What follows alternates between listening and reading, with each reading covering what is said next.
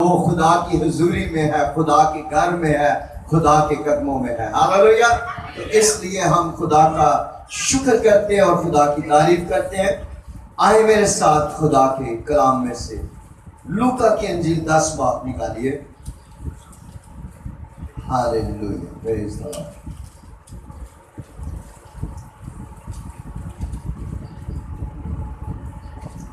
Hallelujah. जो कलाम मैं तैयार करके आया था, अभी अभी खुदा की मर्जी से वो तब्दील हो गया है और इसमें खुदा की बेहतरी है। आए हम इस कलाम को पढ़ेंगे। लूका 10 बाब और उसकी 38वीं आयत से हम पढ़ेंगे।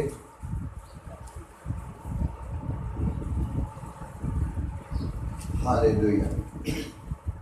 फिर जब जा रहे थे तो वो एक गांव में दाखिल हुआ और मार्था नाम एक औरत ने उसे अपने घर में उतारा और मरियम नाम उसकी एक बहन थी। वो यीशु के पांव के पास बैठकर उसका कलाम सुन रही थी। लेकिन मार्था खिदमत करते करते घबरा गई। बस उसके पास आकर कहने लगी, ऐ खुदावंद, क्या तुझे ख्याल नहीं कि मेरी बहन ने खिदमत करने को मुझे अकेला छोड़ दिया है? बस उसे फरमा कि मेरी मदद करे। खुदावंद ने जवाब में उससे कहा, मार्था मार्था, तू तो बहुत सी चीजों की फिक्र और तरद्दुद में है, लेकिन एक चीज जरूर है और मरियम ने वो अच्छा हिस्सा चुन लिया है जो उससे छीना ना जाएगा। आमीन। हालेलुया। मुकद्दस कलाम के पढ़े सुने पर खुदा की बरकत हो, खुदा का शुक्र। खुदावंद यीशु मसीह ने कहा, मरियम ने एक अच्छा हिस्सा चुन लिया है जो उससे छीना ना जाएगा। हम देखते हैं एक वक्त इंसान की जिंदगी में ऐसा आता है, इंसान से सब कुछ छिन जाता है, इंसान खाली हाथ दुनिया में आता है और खाली हाथ ही वापस से चला जाता है। हम गीत गाते हैं, धन दौलत माल खजाने इतने ही रह जाए। कोई चीज इंसान के साथ नहीं जाती।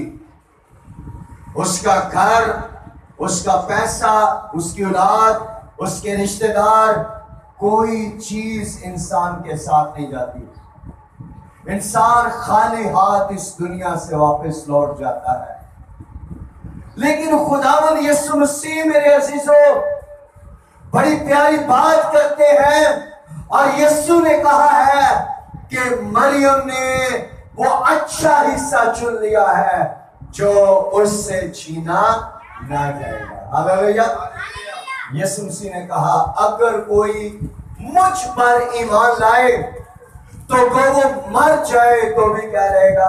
जिंदा रहेगा। हालेलुया। मरियम ने क्या चुना था जो उससे छीना नहीं जाएगा? अच्छा हिस्सा। Praise the Lord. आए खुदा के कलाम में से इस कलाम के बारे में हम सीखेंगे। कलाम में लिखा है, खुदावंद यीशु मसीह गांव में दाखिल हुए और उस गांव में मार्था नाम एक औरत ने खुदावंद यीशु को अपने घर में उतारा, अपने घर में यीशु को दावत दी। और जब यीशु मार्था के घर में गए तो कलाम में लिखा है, मार्था जो है वो खिदमत के कामों में मसरूफ हो गई। किस में मसरूफ हो गई? खिदमत के, खाना पकाने के लिए, खुदावंद की खातिर तवाज़ा करने के लिए, घर के कामकाज में मसरूफ हो गई। यीशु मसीह घर में आए हैं और मार्था जो है वो यीशु के पास नहीं बैठी। कलाम में लिखा है उसकी एक और बहन है और उसका क्या नाम है? मरियम। जब मरियम को पता चला कि यीशु हमारे घर आए हैं, तो कलाम में लिखा है मरियम ने क्या किया, लिखा है मरियम यीशु के पांव के पास बैठकर उसका क्या कर रही थी, कलाम सुन रही थी। हालेलुया। अब देखिए जो मार्था है उसको बड़ी फिक्र है, अभी खाना बनाना है, अभी चाय बनानी है, अभी ये करना है, सैलेड बनाना है, ये करना है, सफाई करनी है, ये करना है, और वो बड़ी भाग दौड़ कर रही है, कभी इधर जा रही है, कभी इधर जा रही है, कभी इधर जा रही है। हालांकि तो वो भी अच्छा काम रही है, खुदावन की खिदमत के लिए सारा कुछ कर रही है।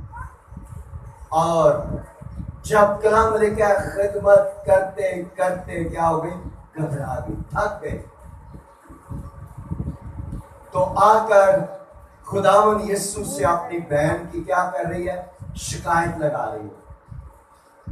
अक्सर आपने देखा होगा जहां दो घर में बहनें होती है ना, ये लड़ाई झगड़े छोटे छोटे कामों के ऊपर उनके जो ये चलते रहते हैं। वो कहती है मैं सारा मैं काम करती है तो कुछ नहीं करती, ये तो सारा दिन टीवी देखती रहती है, ये करती है, वो करती है, ये कुछ नहीं करती, अपनी अम्मी को शिकायत लगाती है, अब्बू को शिकायत लगाती है। तो इसी तरह मार्था जो है वो आकर खुदावन यीशु से क्या कहती है, खुदावन देख इस मरियम ने मुझे खिदमत करने को क्या कर दिया, अकेला छोड़ दिया। उसने कहा खुदावन इसको क्या कि ये भी मेरी मदद करे, मेरी हेल्प करे।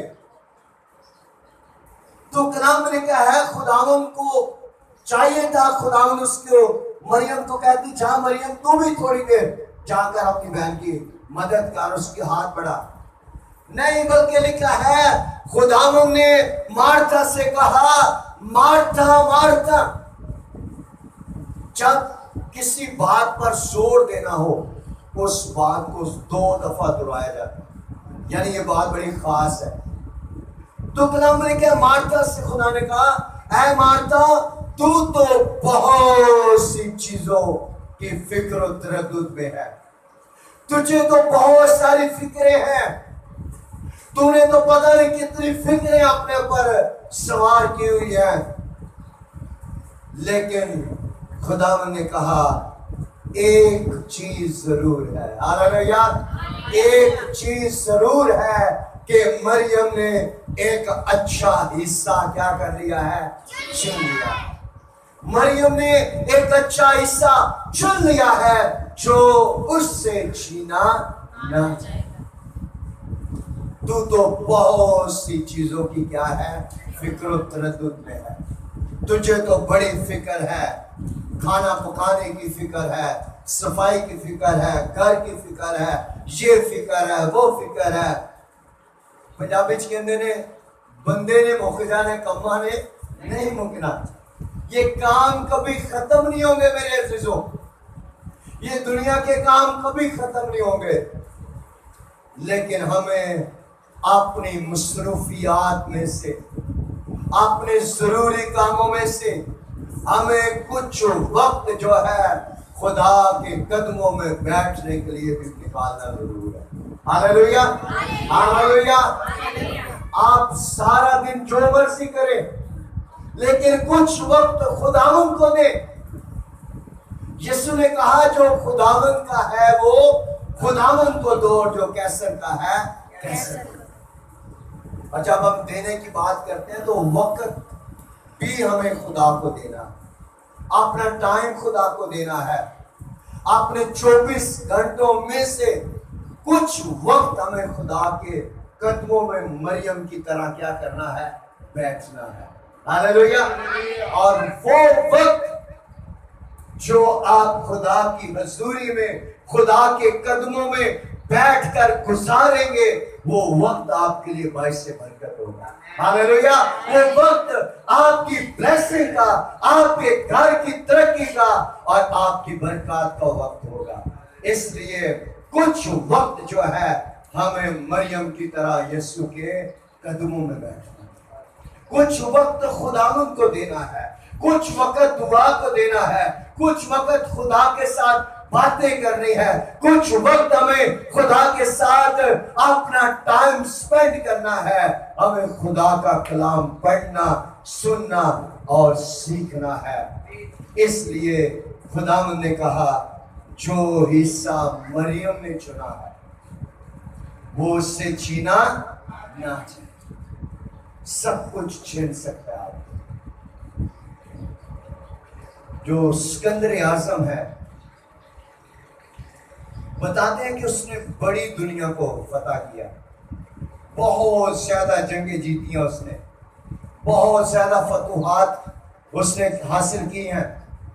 लेकिन बताते हैं कि जब वो मरने के करीब था तो उसने अपने नौकरों से, अपने घर के लोगों से कहा जब मैं मर जाऊंगा तो मेरे दोनों हाथ पैर आपने खोल कर कफन से बाहर रख लें। उन्होंने कहा क्यों?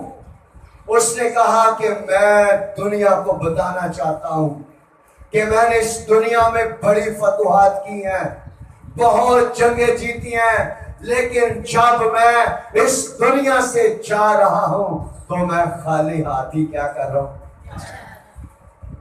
वो इतना अजीम लीडर खाली हाथ चला गया, तो हम मेरे अजीजों इस दुनिया से क्या लेकर जा सकते?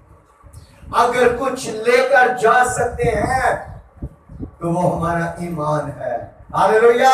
वो खुदा की मोहब्बत है, वो खुदा का प्यार है, वो यीशु के साथ हमारा वो ताल्लुक, वो रिश्ता, वो खुदा की मोहब्बत है जो हमारे साथ जाएगी।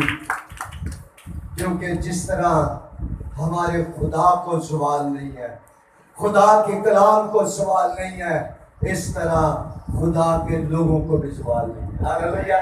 जो खुदा के लोग हैं, जो खुदा से प्यार करते हैं, खुदा से मोहब्बत करते हैं, खुदा से प्यार करते हैं, यीशु मसीह ने कहा मैं चाहता हूं तुम्हारे लिए क्या करता हूं? जगह तैयार करता हूं। हालेलुया! और फिर हमेशा हम खुदा की हजूरी में उसके क्या रहेंगे? साथ रहेंगे। तो इसलिए मेरे अजीजों, खुदा तो हमारे लिए बहुत आगे का सोचता है। खुदा तो हमें अपने उन खूबसूरत मकानों में लेकर जाना चाहता है। खुदा तो अपनी बारगाहों में हमें लेकर जाना चाहता है, और हम इस दुनिया की जान नहीं छोड़ना चाहते हैं। हम इस दुनिया की फिक्रों के अंदर पड़े हुए हैं, दुनिया के कामों में पड़े हुए हैं, दुनिया के फ्रेब के अंदर पड़े हुए हैं। यीशु मसीह ने मार्था से कहा तुझे तो बहुत सी चीजों की फिक्र तरफ, बहुत सी फिक्रें हैं तुझे, लेकिन एक चीज जरूर है, मरियम ने एक अच्छा हिस्सा चुन लिया। हालेलुया! आए मरियम की तरह हम भी अच्छे हिस्से को चुन लें। हालेलुया! मरियम की तरह खुदा की हजूरी में झुकना सीख जाए, मरियम की तरह खुदा के कदमों में बैठना सीख जाए और खुदा उनसे बातें करना शुरू कर। जब आप खुदा से बातें करेंगे, खुदा आपके साथ कलाम करेगा, खुदा आपके साथ बोलेगा, खुदा आपकी जिंदगी में अपने जलाली भेद खोलेगा, तो फिर आप देखेंगे कि ये दुनिया आपके लिए कोई मायने नहीं रखेगी। हालेलुया! हालेलुया! इसलिए मेरे अज़ीज़ों, यूहन्ना खुदा का बंदा कहता है, यूहन्ना का दूसरे बाब में लिखा है, ना दुनिया से मोहब्बत रखो और ना उन चीजों से जो ये दुनिया में है, क्योंकि दुनिया और उसकी चीजें क्या है? मिटने वाली। ये दुनिया मिटने वाली है, ये खत्म होने वाली है, ये फना होने वाली है, लेकिन कलाम में लिखा है जो खुदा की मर्जी पर चलता है वो अब तक कायम रहेगा। हालेलुया! कब तक कायम रहेगा? अब तक कायम रहेगा, हमेशा तक कायम रहेगा, वो कभी खत्म नहीं हो सकता। इसलिए इस फानी दुनिया और दुनिया की चीजों की फिक्रों को छोड़कर अबदी चीजों की तलाश करो। यीशु मसीह ने कहा आग में बाला की चीजों की तलाश करो, तो दुनिया की चीजें आप ही तुमको क्या हो जाएंगी? नाम में मिल जाएंगे। जब आप दुनिया के पीछे भागेंगे, दुनिया आगे आगे भागेगी, आप पीछे पीछे भागेंगे। जब आप खुदा के पीछे भागेंगे, खुदा की मोहब्बत में बढ़ेंगे, ये दुनिया की चीजें आपके पीछे पीछे आएंगी। Hallelujah, hallelujah. ये खुदा का कानून है मेरे से। तो इसलिए नाम लिखा है, हर अच्छी बख्शिश और कामिल इनाम ऊपर से नूरों के बाप की तरफ से मिलता है। हालेलुया। हम जितने भी कोशिश कर लें अपनी ताकत से, हम कुछ नहीं पा सकते। अच्छी बख्शिशें, अच्छे इनामात, बरकतें जो है खुदा की तरफ से हैं, और खुदा जिसको चाहता है खुदा उसको देता है। इसलिए मेरे अज़ीज़ों, इस दुनिया में रहते हुए दुनिया की फिक्र और तरद्दुद को छोड़ दें, दुनिया के लालच को छोड़ दें, दुनिया की रंग रलियों के पीछे भागना छोड़ दें, क्योंकि ये दुनिया और दुनिया की चीजें क्या है? मिटने वाली है। मरियम की तरह उस अच्छे हिस्से का चुनाव करें और हर रोज अपने वक्त में से 24 घंटों में से 1 घंटा, आधा घंटा, 2 घंटे, जितना वक्त आप खुदा के कदमों में बैठ सकते हैं, खुदा को वक्त दें, खुदा के साथ बातें करें, खुदा के साथ दुआ करें, खुदा के साथ अपनी मोहब्बत का इजहार करें। देखिए, खुदा आपके लिए आसमान के दरीचों को खोल देगा। हालेलुया। खुदा आपके लिए बरकतों के दरवाजे खोल देगा। खुदा आने वाले भेद की बातें आप पर अश्कारा करेगा। खुदा आपके बच्चों को, आपके घर को, आपके खानदान को खुदा बरकतों से माला माल करेगा। सिर्फ हमें क्या करना है? हमें मरियम की तरह यीशु के कदमों में बैठने की जरूरत है। Hallelujah, hallelujah. तो आज 2 कैरेक्टर हमने सीखे हैं, मरियम के बारे में और किसके बारे में? मार्था के बारे में। और फैसला आपने खुद करना है, आपने इन दोनों में से कौन सा किरदार जो है वो निभाना है। हम जितने यहाँ बैठे हैं, मुझे पता है हम में से ज्यादातर जो है वो मार्था की तरह है। हमें दुनिया की फिक्रें हैं, अपने घर की फिक्र है, अपने कामों की फिक्र है, और बहुत कम वक्त जो है हम खुदा को देते हैं। खुदा से आज हम सब ने दुआ करनी है, खुदा मुझे मरियम की तरह बना दे। हालेलुया। खुदा मुझे मरियम की तरह बना, खुदा मुझे अपने कदमों में बैठने की तौफीक दे, खुदा मुझे अपनी हजूरी में झुकने की तौफीक दे खुदा। और जब आप खुदा की हजूरी में झुकेंगे, खुदा आपको बरकतों से माला माल करेगा। हालेलुया। एक दिन काफी महीने पहले की बात है,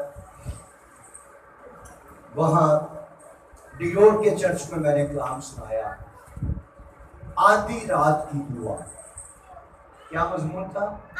आधी रात, मिडनाइट प्रेयर, यानी आधी रात को उठकर खुदा से दुआ कर। और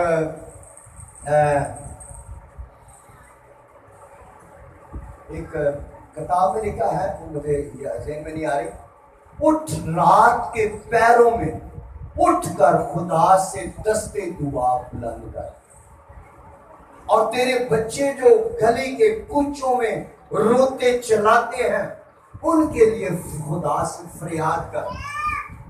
तो खुदा कहता है रात के पैरों में उठकर खुदा से दुआ कर।